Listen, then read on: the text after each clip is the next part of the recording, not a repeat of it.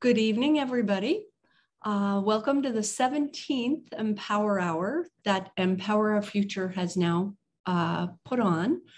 I'm hosting tonight. My name's Mary Pettigrew, and I'm a volunteer with Empower Our Future, a group of individuals in Boulder working to accelerate our progress to a socially just, clean energy economy.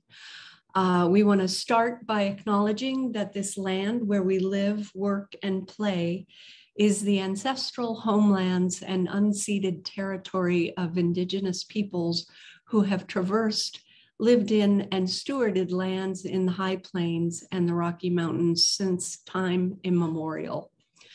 These Indigenous nations include the Apache, Arapaho, Cheyenne, Comanche, Kiowa, Pawnee, Shoshone, Sioux, and Ute. I want to also take a moment now to call your attention to a date change. We had been advertising our August event for Thursday, August 18th, but in light of City Council meetings changing their meeting dates to Thursday evenings, we are now going to have our Empower Hours on Tuesday, generally speaking. So Tuesday, August 16th, please go to our website to register. We'll hear from South Boulder Creek floodplain local and regional experts about the hydrology, climate change mediation, and native rights claims of the largest remaining undeveloped floodplain along the Front Range. Panelists will be Gordon McCurry, Renee Millard-Chacon, and Steve Talene. You can sign up at empowerourfuture.org, and these are all produced by a volunteer team. And we're always looking for more folks to help out. It's a fantastic group, and we think we're doing good stuff, and we'd love to have your time if you've got it to volunteer. Finally, without further ado, the reason you're here, I will introduce David Takahashi, a member of the Empower Our Future communications team. Thank you so much, David. Yes, thank you, Empower Hour, and thank you all for joining us this busy evening. In Colorado, and especially Boulder, we are united in our desire for 100% clean renewable energy. The onset of fire season all year in our suburban communities makes the continued reliance on fossil fuels foolhardy, and we are not fools. We are divided, however, on how to reach 100% clean energy and how urgently we need to reach it. We have tried municipalization, and we have tried a partnership with our investor-owned utility.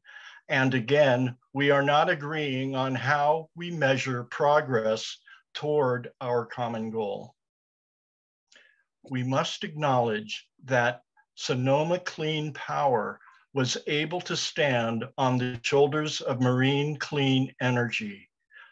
Here is a Sonoma Clean Power's timeline stretches from 2010 to 2020, well, actually to today, and is 100% clean energy.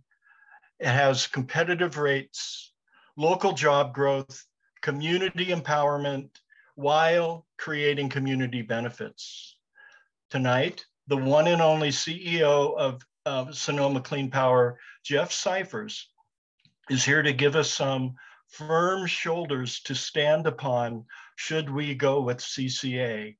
We are in for a treat. Take it away, Geof. Well, thank you, David, and thank you, Mary, too, for inviting me here. It's a pleasure and an honor, frankly, to be working with folks in Colorado and especially the Boulder community, because I always have looked up to your leadership. And in fact, one of the programs I'm going to highlight that we've run here at Sonoma Clean Power actually was inspired by Boulder, Colorado. So I'll call that out at the right point. So I think where I want to start is just even with this intro slide, even though it's sort of a feel-good slide, with this idea that community choice is public power without wires. And I think I only have a couple of really basic slides about what community choice is, but for anybody who's new to it, it really is a lot like a muni without the wires, in the sense that it's publicly run, in the sense that you generate all the electricity for your customers, but in the sense too that you're essentially leasing the wires from an investor-owned utility or another form of monopoly utility. So here we go. So in California, community choice really kind of took off in the last decade. It took a long time to start. It was actually enabled 19 years ago, but it really didn't take off until Marin kind of unlocked the formula and got theirs up and running. And then we followed as the second CCA, and then 21 more CCAs have followed since. And so from this map, you can see that just about the entire coast of California is now served by community choice. And I sometimes use those phrases CCA and community choice interchangeably. And more and more of the inland areas in California are following, but they tend to have less of a focus on climate and more of a focus on air quality. And we're seeing some of the benefits of regions like Tracy and Los Banos and the mountainous areas kind of following because of the air quality issues. And I just want to highlight that I think some of the value propositions of community choice generally are about accelerating the purchase of clean power. This second point you're going to see in my talk is pretty big in terms of filling gaps in public need. And that is really general, meaning when there are new needs that get identified, community choice programs really have the ability to move very fast and often within 30 days stand up something that the community really needs. And so I think the last point is that community choice is primarily a banking function, and most people don't think of it that way. We essentially have access to the revenues from the sales of electricity, and we can use that for a different purpose than it's been used in the past. So instead of using that just for a traditional utility, we can redirect those revenues into different forms of contracts, and you have essentially instant credit by doing that. And so even though we're only 8 years in, we were only 2 months in when we signed a deal that was probably $400 million in notional value, and we had no cash and we had debt. But it was possible to do something at a reasonably large scale because we had the revenues from customers to secure that deal. So Sonoma Clean Power, my agency, is a public power provider, and that's another way of talking about community choice. We serve 2 counties. It's Mendocino and Sonoma counties in California. Been up and running for 8 years now, a little more. And one of the things that's valuable about appealing to more conservative folks is that we actually have the endorsement of our Taxpayers Association, despite being climate focused, because we used no tax revenue. And I think one of the things that people don't often think about is public agencies that don't use taxes are pretty rare. And so we are completely funded through the revenues from the sale of electricity. And we actually have no legal recourse to tax revenue. So there's no way we can access general funds whatsoever. And there's also no legal recourse to our member cities or counties if we fail. And so we really have to stand on our own merit and make it work. So we're serving about 500,000 people, and that's residential and commercial. Got 40 employees. I think the theme of this first 20 minutes is really going to be about our evolution and how there's value in having a nimble and flexible agency. So when we launched, this is a photo of our first wind power project. which I always love because it just shows the scale of wind power now. And we were really focused on building new renewable resources. And that was our initial launch.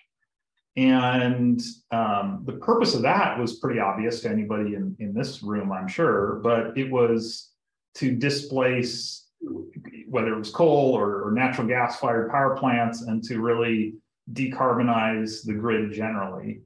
And very early on, we realized that was a very small part of what we could do. And it was also probably the part that was the easiest. So actually going out and procuring new solar and wind, even though it is challenging and even though it requires a really sophisticated team, it's also a pretty clear playbook about how to do that. And so one of the things that happened later that year is we launched a service called Evergreen.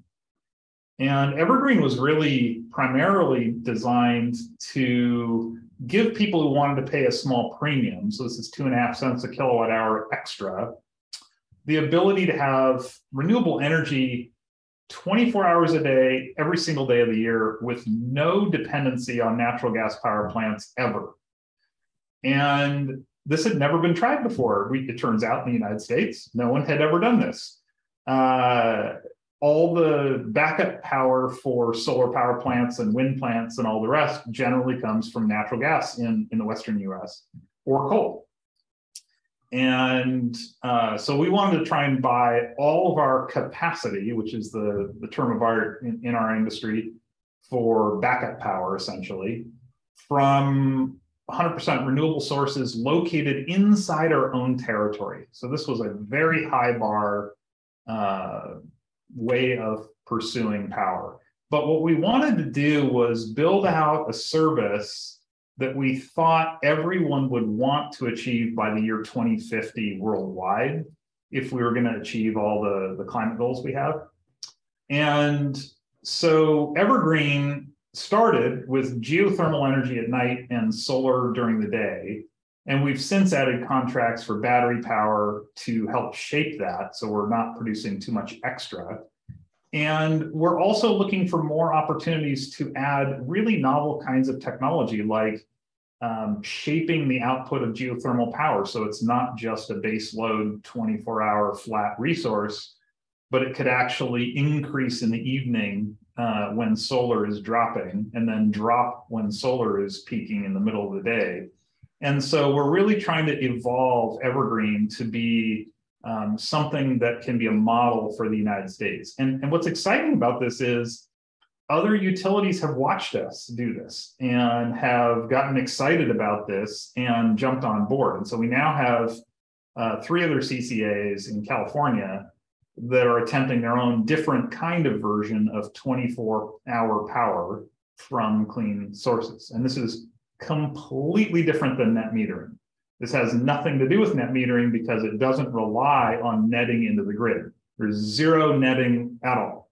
So this is a really powerful way to add on to rooftop solar and get to a clean power solution. And in 2015, we made our next evolution to really focus on grid reliability. So when you try to imagine a 100% renewable grid, it's incredibly daunting. And anybody who says it's easy is not in the business. And so what we realized is we're going to have to supply a huge amount of reliability services to the grid to keep the lights on in, say, the winter when there's not a lot of sunlight and when there isn't a storm and there's no wind. So you have very little solar and you have no wind. What do you do? And so a lot of what we've started to do is build out a whole ecosystem of resources. And one of our programs is called Grid Savvy Rewards. And this pays customers to turn on and off their devices, whether it's by switches, that's called our behavioral program, or whether it's by Wi-Fi signals or text alerts or whatever it might be. And this is proving to be pretty effective and we're paying way higher than the retail value to get this started to draw interest. And then we want to see if we can grow it from there. So in 2016, we realized that producing renewable energy and making it reliable is not even the fastest thing we could do for the climate. The fastest thing we could do is get people off of gasoline and diesel. And so it was kind of the early era of the proliferation of electric cars. And so here's a program that we took a cue from Boulder, Colorado, where we negotiated bulk discounts on electric vehicles from the dealers and the manufacturers, and got really significant discounts that we passed on to our customers, and really focused on the transition of cars, which is, by the way, a huge win-win-win. Not only cuts emissions, it not only reduces people's costs and expenses, especially with high gas prices, but it also actually gives you a load on a utility that you can shape. And when you can shape that load, because who cares when your car charges, right? You just want it to be charged when you need it. So if you can tell your car to charge during peak solar hours or whenever you have excess renewables, then you're actually providing a service to the grid where you're not needing as much transmission.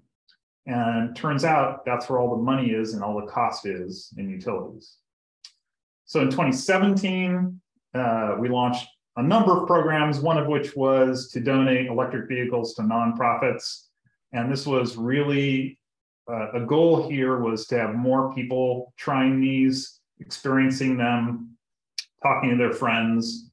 And one of the deals was we had to have our logo on the cars of the nonprofits. And this was a great way to get marketing out. Very inexpensive, by the way. We were able to do this at a net expense of below $100,000 across a pretty large service territory, and ultimately get 15 vehicles deployed because we were able to use used vehicles as well. And that program has grown every year since. So it's actually grown to quite a significant program. 2018, this was the year following our gigantic fires. We lost 6,000 homes in 7 days to one wildfire. And so we got our big IOU together with our local air board and some other agencies to fund a way to rebuild all those 6,000 homes in ways that allow them to rebuild without relying on any fossil methane gas. And that's what I refer to as, or I refer to natural gas as fossil methane because that's what it is.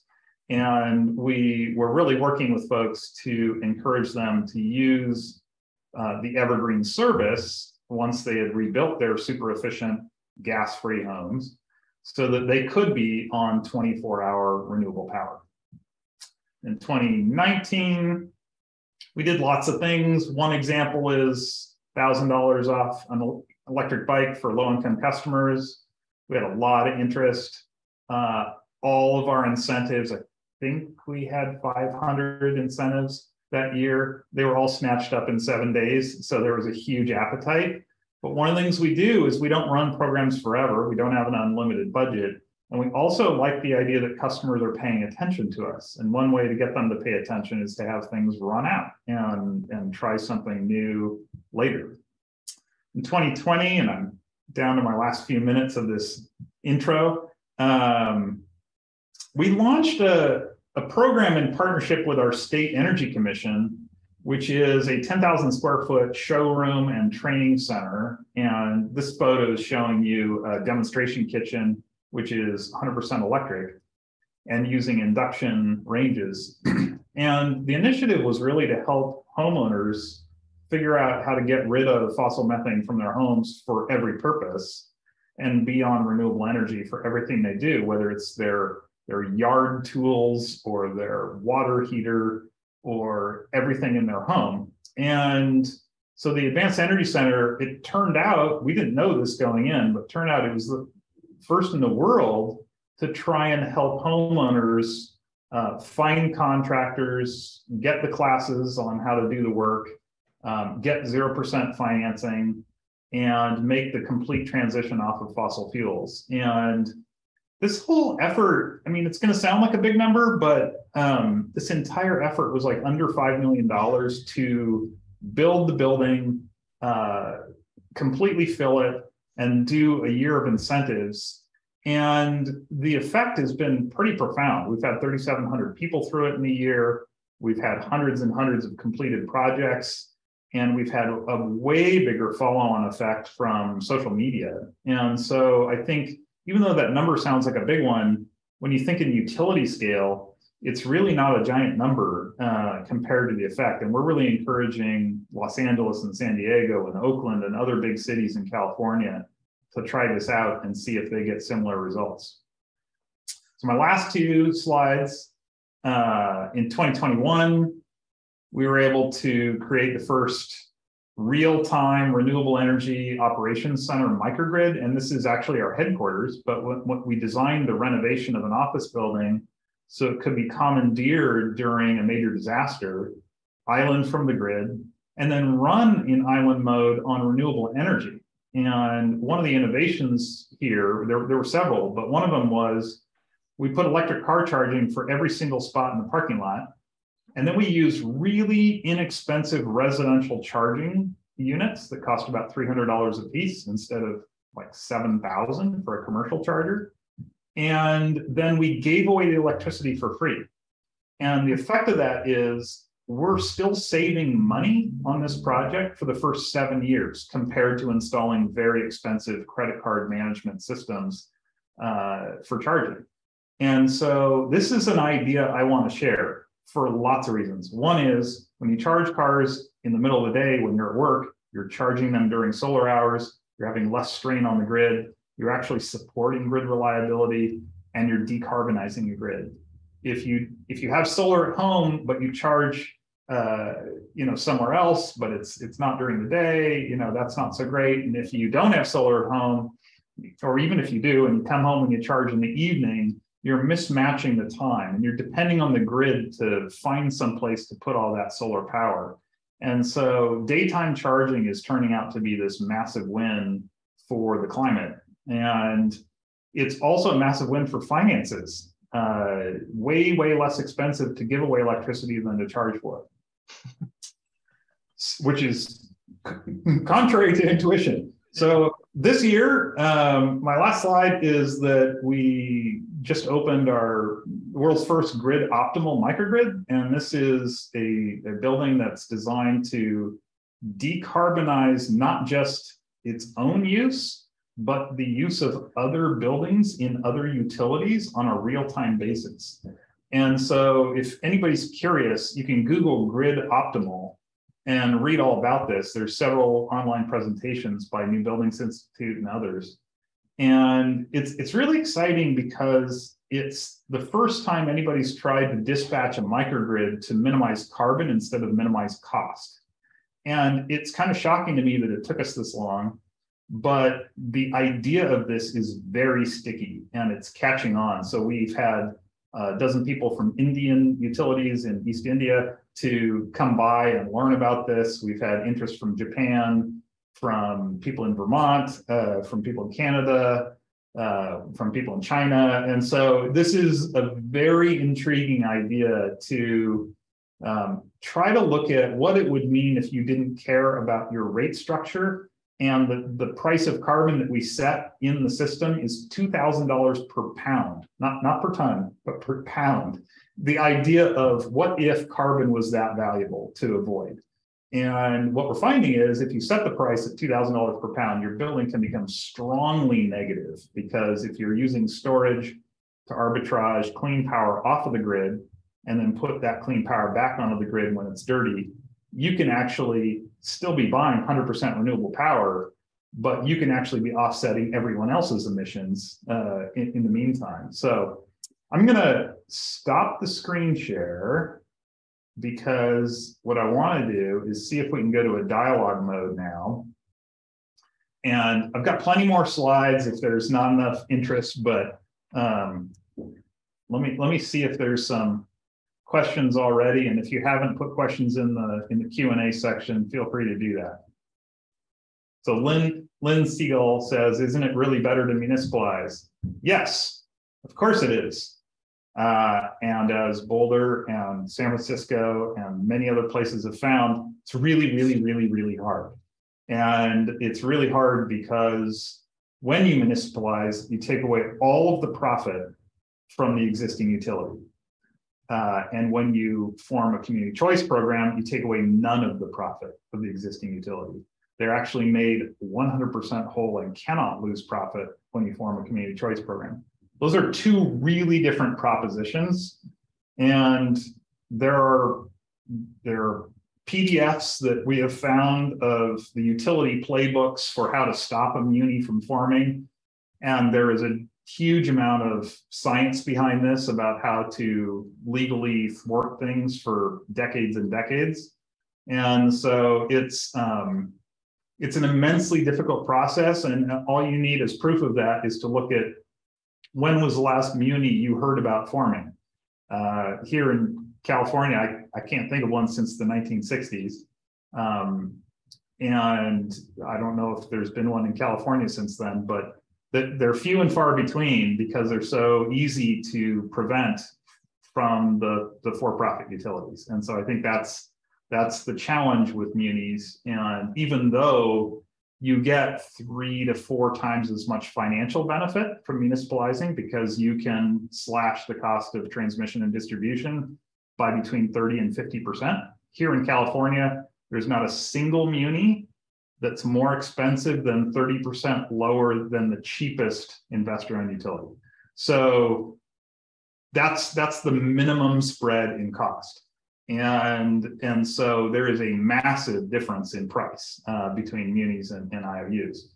And so, yeah, it would be great, but we've kind of figured out this is the low-hanging fruit and the thing that we know how to get done in our lifetime.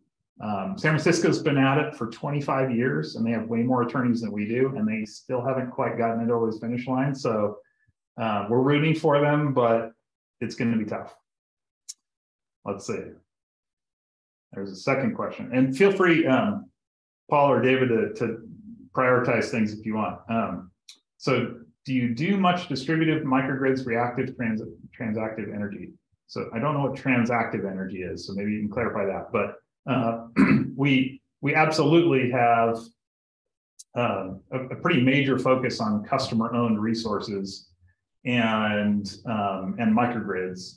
And I think that's a pretty big focus for us, in part because we've had so many fires since 2017 and so many of what our utility calls public safety power shutoffs to try and prevent fires, that the interest in microgrids has risen pretty exponentially, to the point where the very first reaction to that was people went out and bought tens of thousands of diesel generators to keep the lights on, which was a horrible disaster. And one person burned their house down by putting it in their garage. And creating a fire. The next stage is we finally convince people to consider using batteries and trying to be energy efficient and do things that are very simple, like putting gallons of water in the freezer when they know one's coming and put it in the fridge when it happens. Keep your vegetables and your meat cool and so forth.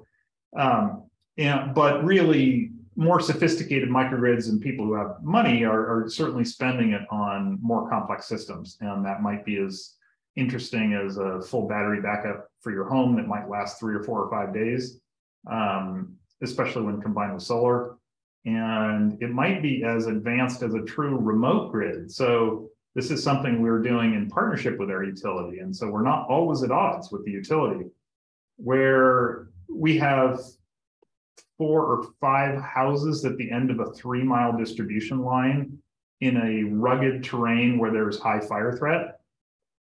Those are the kind of places that we talk with our utility about and say, we should think about building a remote grid to serve these customers and have you remove all the power lines. And our job there is to make that remote grid as renewable as we can. So our first remote grid, I'm really proud to say, is 100% renewable. And the way we got that done is we convinced the customer to agree to a few hours of power outages every year in exchange for being 100% renewable. And in exchange, that halved the cost as compared to needing a giant propane system to back them up for about 10 hours a year.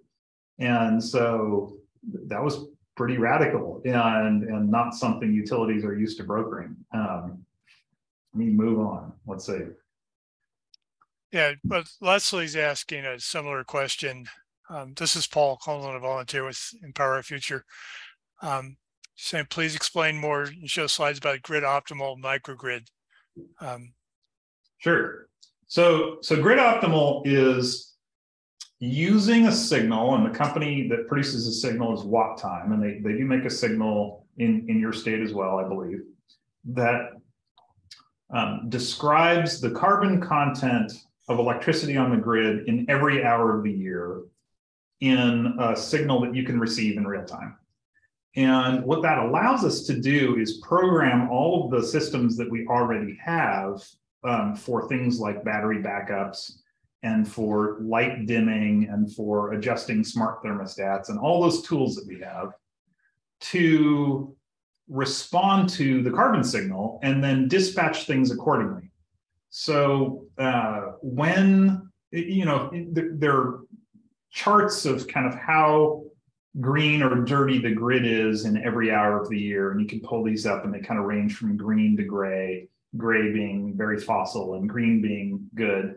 And they can give you an indication of kind of what seasons and what hours and what days of the week are clean versus dirty.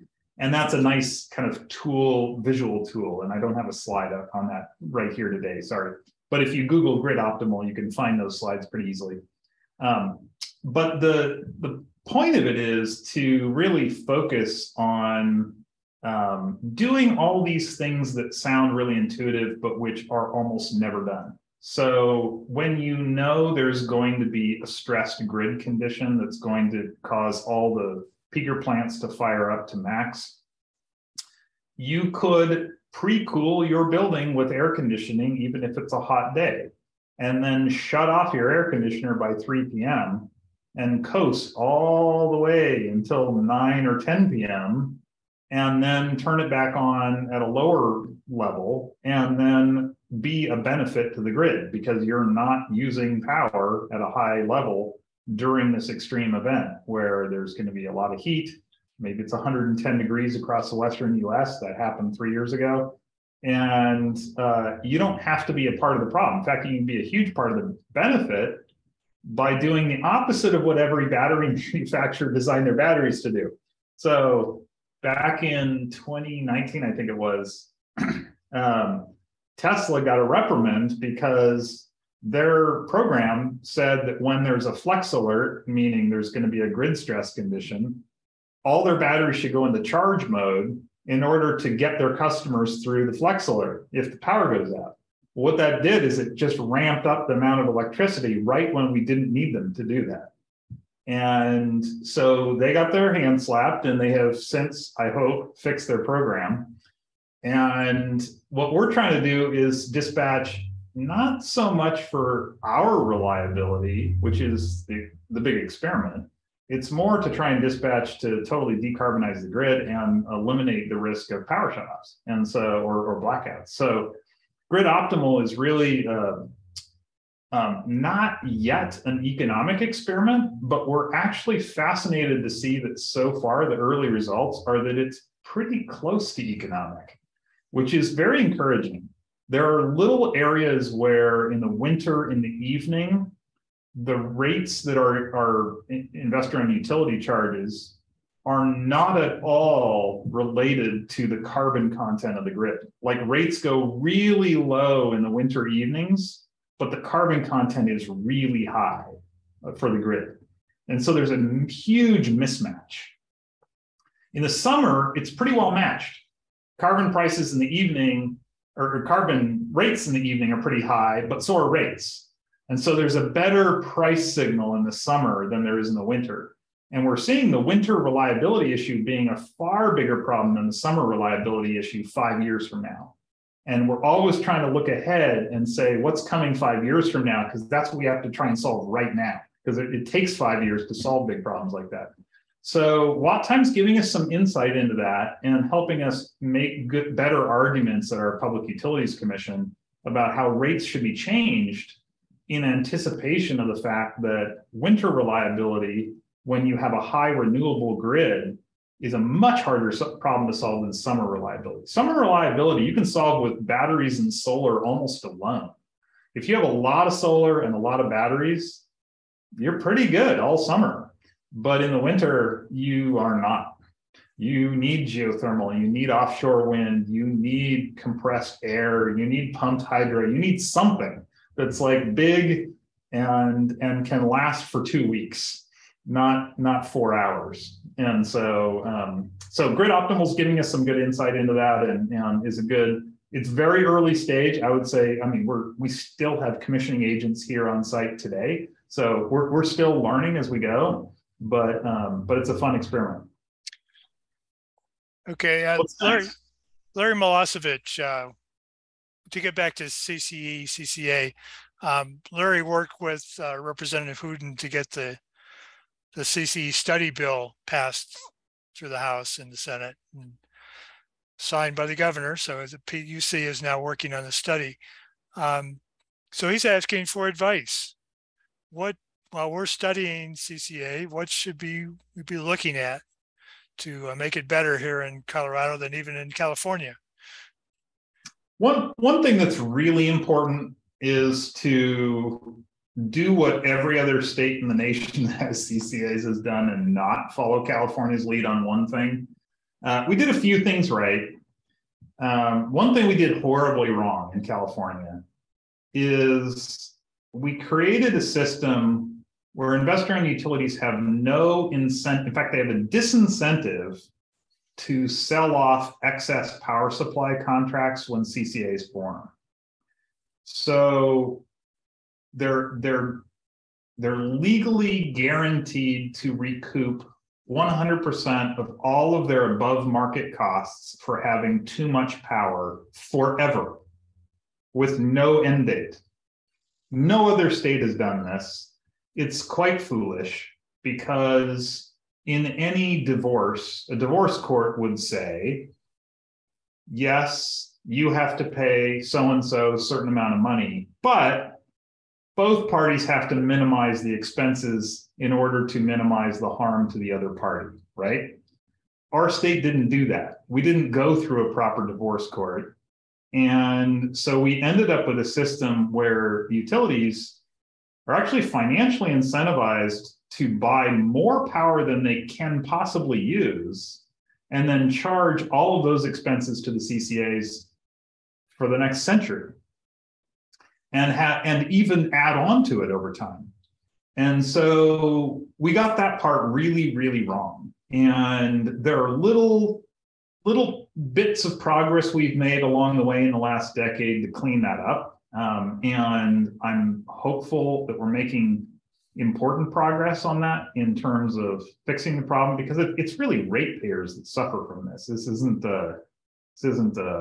anything about us as an agency. It's really regular people and homeowners and small business owners that are paying for this.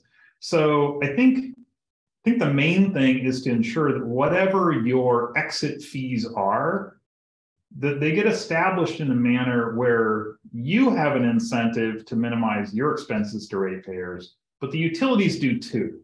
And so, yes, CCAs should owe utilities for old contracts that are above market, but not forever. Maybe give them 10 years to renegotiate and provide the right off-ramps to not sign new contracts when they don't need them, and to really remarket those supply contracts out to the bigger market. And 10 years is a pretty reasonable kind of timeline. That's a lot of time. And it's enough that utilities can do transactions that make sense, and they can recover enough to make themselves whole. But there's also a little bit of a time clock, a little bit of pressure. They can't just sit on their heels. So they really have to start working right away if they want to protect their shareholders. So I think that's probably the biggest lesson. I think other than that, I think really recognizing that when you put a public agency in a position of being a competitor, it is highly unusual and warrants really good scrutiny and care. So what that means is public agencies don't normally do marketing with glossy color during the NBA Final Four, whatever, playoffs, and they don't normally have really high profile marketing. But I would advise any CCA that's farming to spend like 1% of all revenues on marketing for the first 5 years, because more marketing means more customers means more impact, more lower rates, ultimately more customer benefits. And we've invested very heavily in marketing, and that is non-traditional. And so like that's outside of the state's purview, but it's absolutely a key lesson for us is that, don't underestimate the importance of competition. And governments almost always do, because there's not a single other government agency type that I know of that competes. You don't compete to provide roads or water or sewer, and munis don't compete on power. And so here we are going into something where customers can choose to leave. And so I think that's a different paradigm, and it requires, I think, also hiring people that are very different than your typical government agency. So my first 5 hires, well, 6 out of my first 7 hires didn't come from the public sector. Let's put it that way. I had 1, but it was really important to me to have a team that was very much in the mindset of a startup, like a for-profit startup, but without the profit, and to really be scrappy in that way. So I think I'd say that. Yeah, we have another celebrity guest, Brian Hannigan, was actually the star of our first Empower Hour.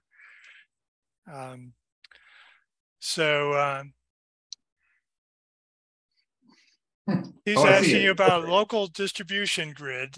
Yep. Would you take it over? Would you operate it? So yes, and I say that as the CCA in the part of California that has had more financial damage from utility fires than anywhere else in the entire state, meaning I would be taking over the greatest financial liability probably in the state of California. And the buyout price would have to be strongly negative, not positive, because we would be removing gigantic liability from the balance sheet of the investor-owned utility. Cutting that deal would be really difficult because pretty easy for them to block it. So it's not in the cards, sadly. And I wish it was, because we have a fairly rural region. Mendocino and Sonoma County do have cities, and one of them is 200,000 people, but most of the region is rural. And one of the real advantages of rural, you think of it as long distance and expensive because the wires are long. One of the big advantages is if you need to underground or do work, you're doing it in dirt, not in concrete with 60,000 utilities to work around. And so San Francisco is actually a more difficult place to underground power lines than a rural coastal area.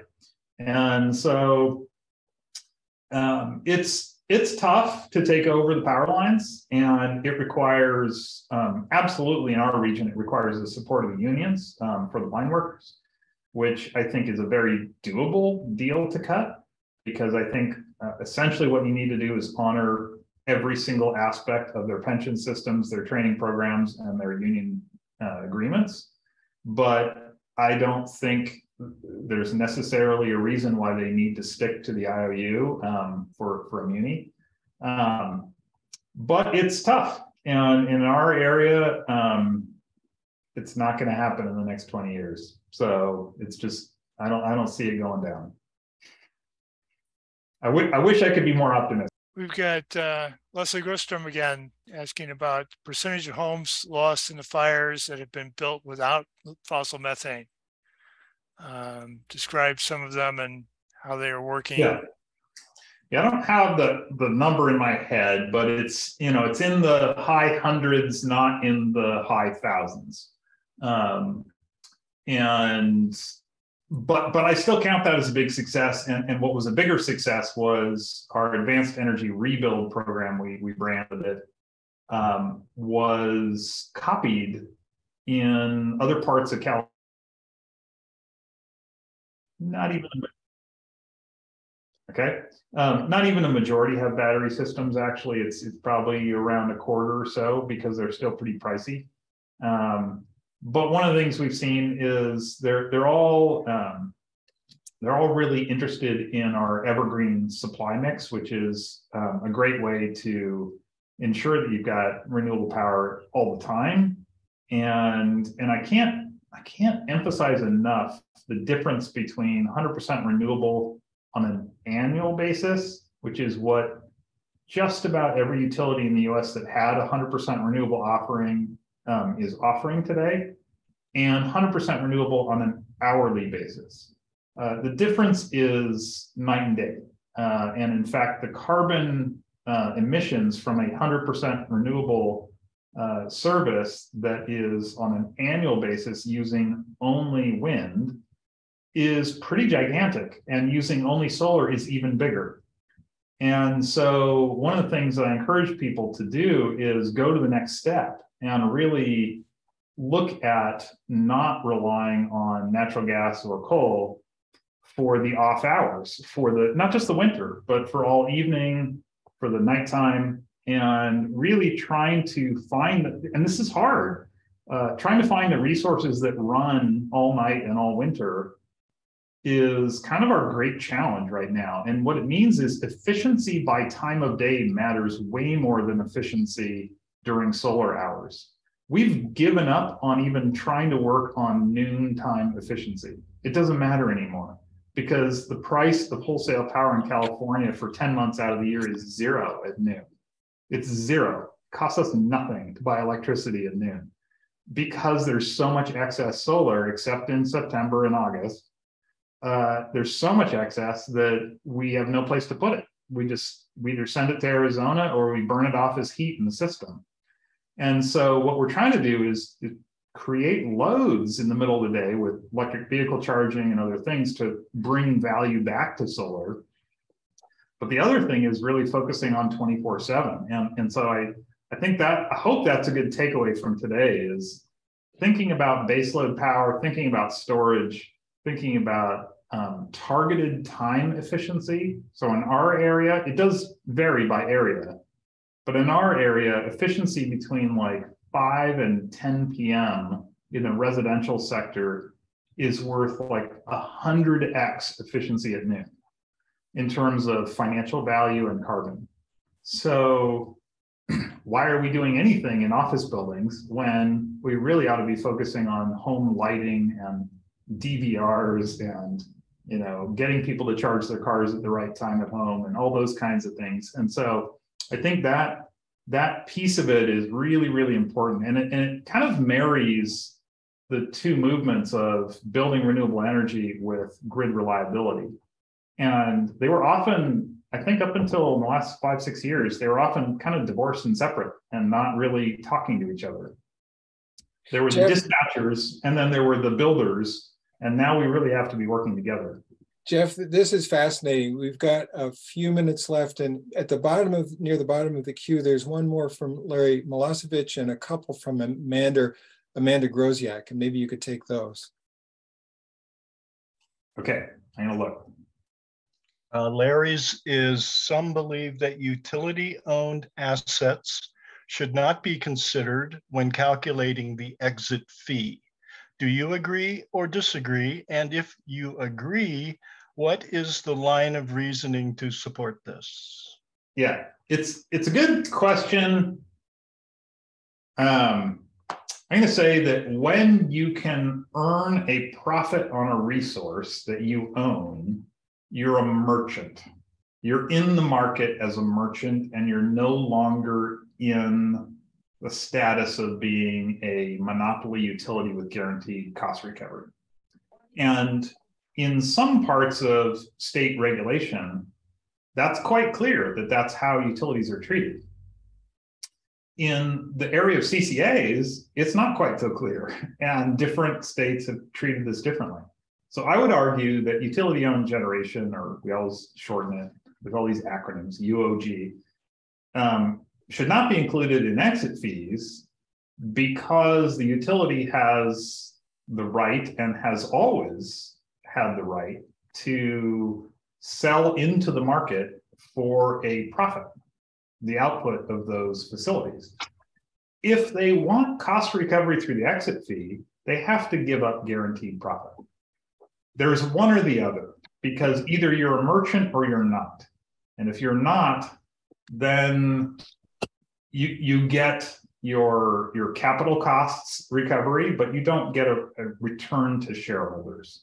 You either have to eliminate your return to shareholders, or and get your guarantee, or you have to give up your guarantee and take a risk.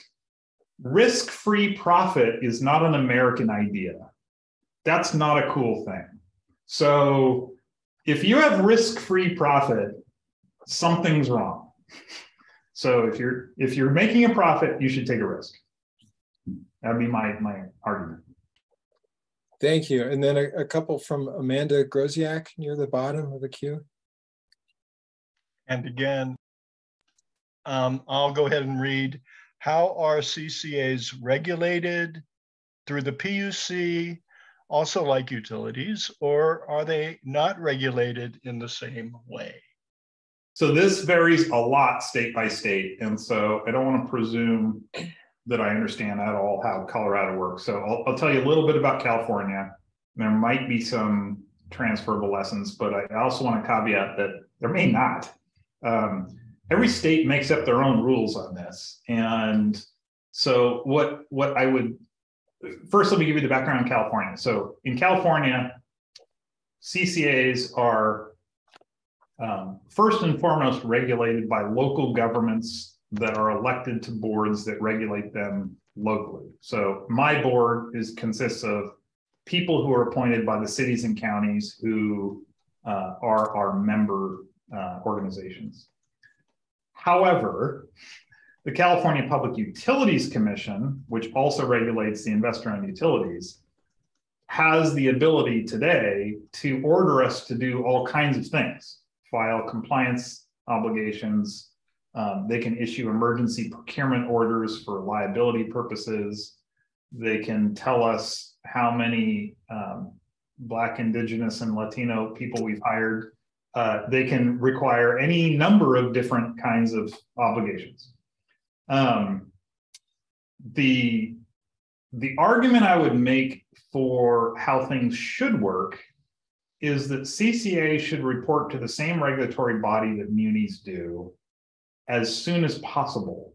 And as soon as possible is as soon as you can settle the terms of the exit fee, because the exit fee is the key problem. If you owe the utilities money as a CCA, there is a reasonable argument you should report to the same regulator they do, so they can arbitrate disagreements about how much money you owe. As soon as you've settled that, so let's say I won the argument in Colorado and you have 10 years of exit fees and then you're done. In 10 years, whatever regulatory body regulates munis, if there are any, would be where you would go. So in our state, that's the California Energy Commission. It's a different regulatory body than the investor and utilities report to. And the rationale behind that is you are public power. The only distinction between you and a muni is you don't manage wires, but you do everything else they do. And you also, as soon as you're out from underneath the yoke of an exit fee, there's no need to do business with the investor-owned utilities. So I think there's a pretty strong argument for having a different regulatory purview for public power than for a for-profit power. And the reason is you do your meetings in public, you do it in plain English, any customer can show up to a meeting very easily to a CCA, whereas that's incredibly difficult for an investor in utility. You typically have to hire a $500 an hour attorney and set aside 6 months of your life, and then you have to try and intervene and get status and so forth. For a CCA, you just walk into a room and you go up to the microphone and you make your comments. So it's a much different kind of level of access. All our financials are public every single month. Everything is essentially daylit and available. That's a different level of regulatory status than somebody who could misappropriate funds for giving profits to shareholders or senior executives. And so I think there's a pretty compelling argument on that one. And I see it's almost 6. Should we take one more? Yes, we haven't heard from John Cowley, and his question is, how much does it cost to build a local, smallish, proof of concept solar farm? Would the revenue generated pay the interest on the loan? Wow, there's a lot of questions. Is there a backlog in getting the hardware? How long would it take to implement? Can my local community dedicate city-owned land tracts to save the cost of buying the land? Would the local utility, in our case Excel, put roadblocks in the way? So there's a lot there. I think some of the stuff that I could share that might be useful is solar. So everything is weird right now, as everyone knows on this call. Whether it's the commodity price of fuel, to shipping problems, to China shutting down manufacturing, to China threatening Taiwan for microchip manufacturing or solar cell manufacturing, to the fact that the Department of Commerce of the federal government started an investigation against China and other countries for tariff violations for solar and batteries, and then President Biden gave a 2-year reprieve to that. There's so much going on that it's a bit noisy and difficult to answer a question like this. What I can say is, yes, there are backlogs in getting materials and parts, but that extends to copper wire and things as mundane as like high voltage switches. It's not just solar panels, and it's not even mainly solar panels, although that was an issue for a short time. I think the good news is solar power remains the lowest cost way to make a kilowatt hour on planet Earth by far, like way, way cheaper than coal, like not even in the same ballpark, like half or below half the price of coal. So one of the things that we've absolutely won on as a planet is depressing the price of solar photovoltaic power to the point where it is now the technology to beat if you possibly can. And if you need power in the daytime when it's sunny, it's solar power. That is the only answer to the question, right? And so that's the good side. The downside is solar power, because of its success, has really transformed the power output curves of lots of utilities to the point where there's now a pretty significant need to kind of add a lot more batteries and other technology to back it up and support it and soak it up when there's too much. Like we really can't use all the solar power in California in May right now, and we're still trying to build more because we know we need more for lots of other hours of the day and other months. So I think the answer to your question is I'm evading the what does it cost question, because who knows, right? The best way to get the answer to that is to ask for a bid. But I think I encourage you to pursue it, and I encourage you to pursue it especially when you can do one of two things.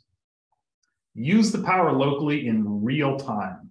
If you're using the power from solar when it's being produced, you are getting retail value, which is very high, or store it. So do one of two things. Don't skip both of those. Either use it in real time or store it in a battery or some other form, or fill a car with it or do something with it. And that way you're getting full retail value no matter what the tariff is. So you can bypass all the arguments about net metering tariffs if you can use it or store it.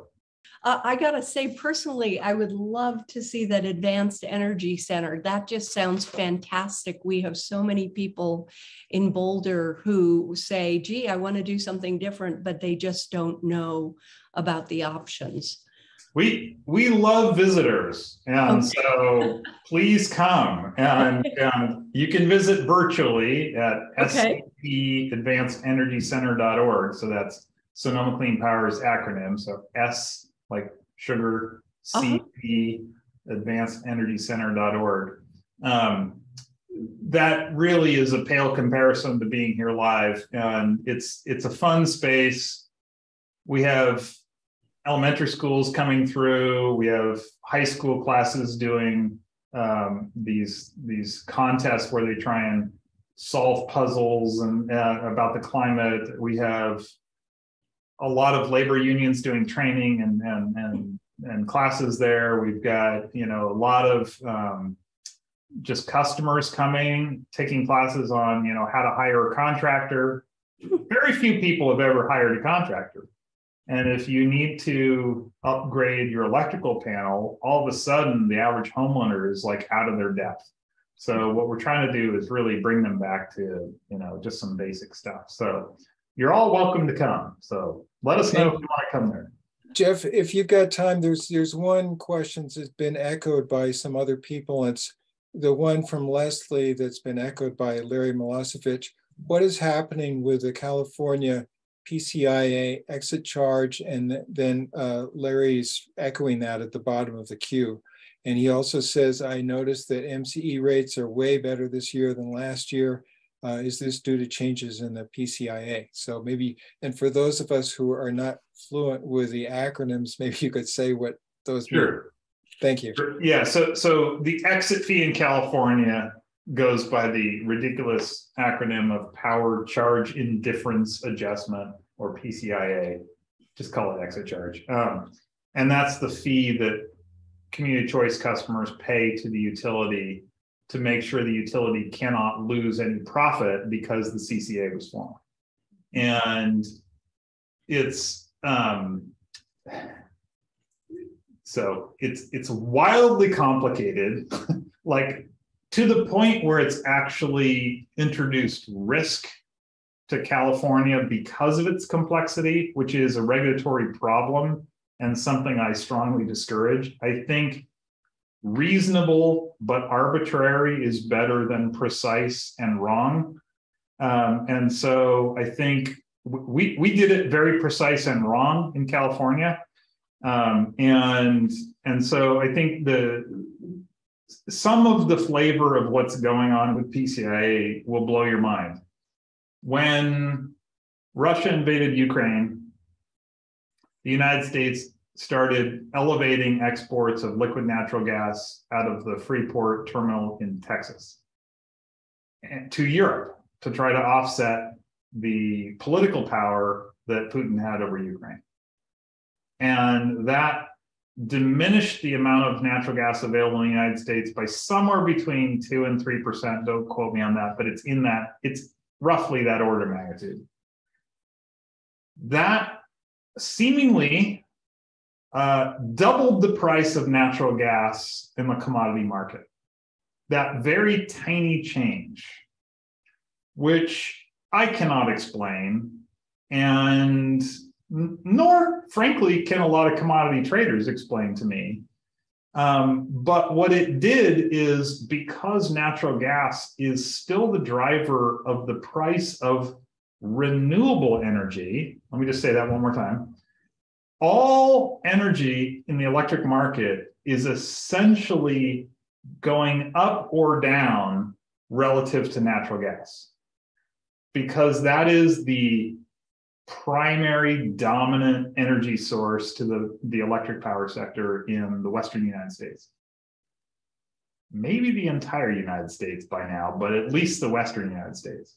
So what happened was commodity electric prices in the Western US, all across the 12 Western US states, went up dramatically in response to the fact that we were exporting liquid natural gas to Europe, starting in, when was that? February, March maybe? I can't remember. Something like March. So what does that do to an exit fee? Kind of interesting. Well, the utilities get to recover their losses from a CCA. So if prices skyrocket on the commodity market, their losses go way down because they can start selling their excess at a high price and making a profit. So for about a month, the exit fee that we were forecasting for next year, because it only changes once a year, right? So it's like locked in for a year, and then there's a true up next year. So the true up a month ago was going to be that it was going to be wildly negative. Like the utilities were making a screaming profit, right, off of selling their excess onto the market. Well, then the Freeport LNG terminal caught on fire and completely shut down, and all exports to Europe stopped. And so the price of natural gas fell from $10 per MMBTU down to like $6. And all of a sudden, the forecast of PCIA went screaming back up. And so one of my lessons, and maybe this is another big takeaway, besides 24/7 renewables, the other big takeaway is this is risky. This is very risky. And so one of the things that's really important to remember is act like it's risky. So it doesn't mean that you're going to go out of business, but it means you have to act like you're going to be scared you will. And so from day one, we didn't spend any money on customer programs in the first 3 years at all. We found other people's money to spend on it, but we didn't spend any money. We took every dime we had and put it into reserves until we had a pretty significant reserve pile. And we hired a top power trader, and we paid her like top of the top, you know, one of the top 10 in the world. And we paid her more than I made. And I'm really happy that we did that because we actually save money for customers by doing that. And I think it's really important to think of this business as being incredibly volatile and warranting just an obsession with risk management that is really important. And when you do that, the results are incredible. I mean, the ability to move the needle with the CCA is just striking to me. So I think my closing, I think we should close, is don't wait. There's no reason to wait. This is the kind of thing that is pretty urgent, not just because of the climate, but because of all the other community benefits that CCAs can bring. And you can't know what they are until you get there. You can't, because we didn't know we were going to lose 6,000 homes in a week to a massive wildfire that our utility started. We had no idea, but within 30 days of that fire going out, we had already hosted workshops on what to do about it. And within 60 days, we had a program up and running. And so we were there, and we were down in the trenches. You know, one of my directors actually went out and was doing stream bed protection for runoff during fire season. And you know, like, that's the kind of thing that a CCA can do. And it's really exciting to me. And I'm just happy to see Colorado kind of considering this, and your region in particular. So I think I better leave it there. So David and Paul and Mary and Chris and everyone, thank you for inviting me. I'm sure that I have a feeling you may be called upon. Excellent. For your input. We really appreciate it. Thank you so much, David, also for lining up Geof. Good luck in everything. All right. Thanks, everyone. Sign up for the Tuesday, August 16th Empower Hour, and we'll have the citizen briefing on CU South. Thanks all. Have a good night. Take care.